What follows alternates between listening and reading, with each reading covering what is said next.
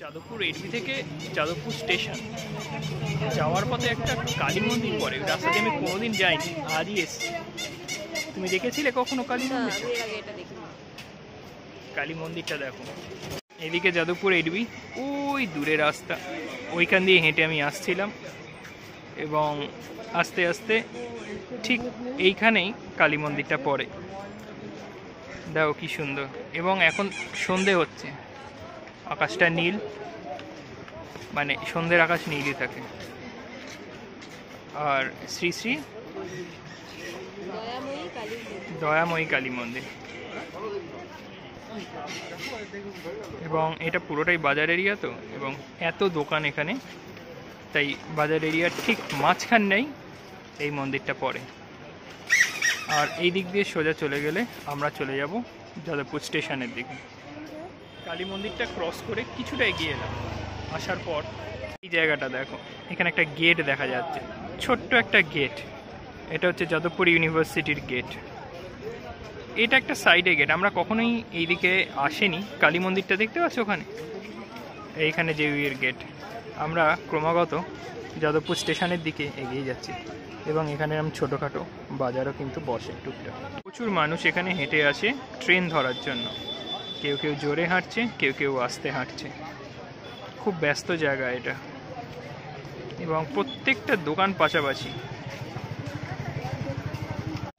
এই দিকের গেট যে অরবিন্দ ভবনের গেটের উল্টো দিকে, এটা হচ্ছে কেপিসি হসপিটালের কোনো একটা গেট, কোনো একটা সাইডের গেট, পিছন দিকের গেট। কলকাতা শহরে এইরকম যদি ঘুরে বেড়ানো যায়, অনেক এন্ট্রি, অনেক গেট, অনেক কিছু দেখা যায় যেগুলো আমরা জানি না। আর কিছুটা এগিয়ে এসে একটা রাস্তা 3 দিকে ভাগ হয়ে গেছে, মানে 2 দিকে ভাগ হয়েছে। এদিক দিয়ে আসছিলাম, আসার পরে এইখানে দেখো রাস্তাটা 2টো দিকে ভাগ হয়েছে। একটা এরম বাঁ দিকে চলে গেছে, একটা ডান দিকে গেছে, কিন্তু কোন রাস্তায় গেলে যে স্টেশন পাবো সেটা আমি জানি না, আমাকে একটু জিজ্ঞাসা করতে হবে। কারণ এই ডান দিকের রাস্তাতে বেশি মানুষ হেঁটে যাচ্ছে, এটা থেকেই আমরা বুঝলাম যে হয়তো এটাই হতে পারে। হ্যাঁ, এখানে স্টেশন যাওয়ার রাস্তা এটাই হতে পারে।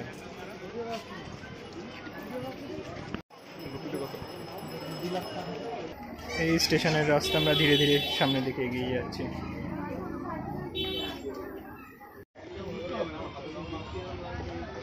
এইখানে এলে এই আরেকটা মন্দির দেখা যায়, এটা রাধা গোবিন্দ দেবালয়, যাদবপুর রথের সমিতি। এই মন্দিরটাতেও কিন্তু বেশ লোকজন হচ্ছে, ভিড়। এবং আমরা কিন্তু স্টেশনের কাছে চলে এসেছি, দেখতে পাচ্ছ স্টেশনটা এইভাবে কোনোদিন যাইনি। চলো দেখি একটু সামনে যাওয়া যাক। এবং স্টেশনের সামনে কিন্তু রিক্সা স্ট্যান্ড রয়েছে এখানে। এই হচ্ছে যাদবপুর স্টেশন। সন্ধেবেলা এসছি, ওদিকে ট্রেন দেখা যাচ্ছিল, আর এই দিক দিয়ে একটা রাস্তা চলে গেছে। এটা বাঘাযতীনের দিকেই মনে হয় চলে গেছে, কোনো ভিতরের কানেক্টিং রাস্তা হবে, তাই না বলো? হ্যাঁ হ্যাঁ হ্যাঁ, তাই না? রেল লাইন ধরে ধরে নিশ্চয়ই গেছে। হ্যাঁ, এই হচ্ছে যাদবপুর স্টেশন সন্ধেবেলা। ওই দিকে সোজা গেলে খুব সম্ভবত টিকিট কাউন্টার। এখানে একটা অনেক প্রাচীন একটা গাছ দেখতে পাচ্ছি ঠিক স্টেশনের ঠিক ডান দিকে। এবং চত্বরটা সত্যি অনেকটাই বড়। আমার কিন্তু বেশ ভালো লাগলো যাদবপুর স্টেশনের চারপাশের চত্বরটা দেখে। আর এই হচ্ছে স্টেশনের এন্ট্রি। 6:48 বাজে। সামনে ইলেকট্রিক মেশিনও আছে। এটা সেলফ না, নিজে কাটা যায় নাকি এই মেশিনে? টিকিট কাউন্টারে না দাঁড়িয়ে? না, লোক থাকে। আচ্ছা, এই স্টেশনে চলে এলাম। এটা ডাউনে একটা ট্রেন ঢুকছে।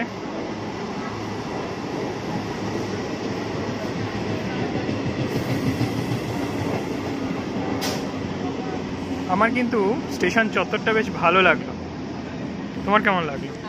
ভালো লাগলো না? আমাদের টার্গেটই ছিল এডবি থেকে যাদবপুর স্টেশন, এই রাস্তাটা দেখানো কি আছে, আর স্টেশনে এসেও স্টেশনটা কেমন। কিছু নয়, মানে ডিসটেন্স খুব বেশি হলে 400 মিটার হবে। হ্যাঁ, 10 মিনিট। হ্যাঁ, 10 মিনিট হেঁটে হেঁটেছি যাবো। আমরা, তাতে 10 মিনিট। আর যারা মোটামুটি তাড়াতাড়ি হাঁটে 5-6 মিনিট, 6 মিনিটে তো চলেই আসবে।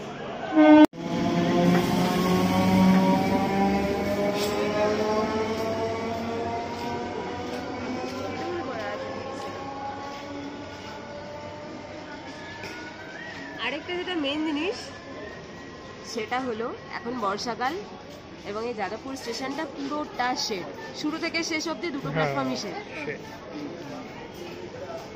কোথাও কিন্তু শেড ছাড়া নেই। তবে আমার কিন্তু সোনারপুর স্টেশনটা বেশি ভালো লাগে। সোনারপুর স্টেশনে অনেক জায়গায় শেড নেই, মানে অনেক প্ল্যাটফর্মে রয়েছে শেড নেই, বাট এটা এখানেও আছে কিছু কিছু শেড নেই। এটা শুরু, ওটা শেষ। ব্যাপারটা আমার ভালো লাগছিল, শেডটা রয়েছে পুরো স্টেশন। চলো যাওয়া যাক, বেরিয়ে যাওয়া যাক এখানে। সামনে ঘাট যাচ্ছে না? হ্যাঁ, ঘুরে রিক্সায় যাওয়া ঘাট যায়। যাচ্ছে। এবার আমরা আবার ফিরে যাচ্ছি 8 বির দিকে। একটা রিক্সায় উঠেছি, রিক্সায় 12 টাকা, স্টেশন থেকে রাস্তার এপার পর্যন্ত 8 বি। এই ডান দিকে রিক্সাটা এতক্ষণ হর্ন দিচ্ছিল, খুব ব্যস্ত। সব রিক্সার সমান গতি। এই রাস্তাটা কিন্তু সবসময় একটা ভিড় বজায় থাকে, স্টেশন রোডের একটা ভিড় হ্যাঁ। ক্যারেক্টার আছে হুম, সব স্টেশন। এই হচ্ছে সেই character।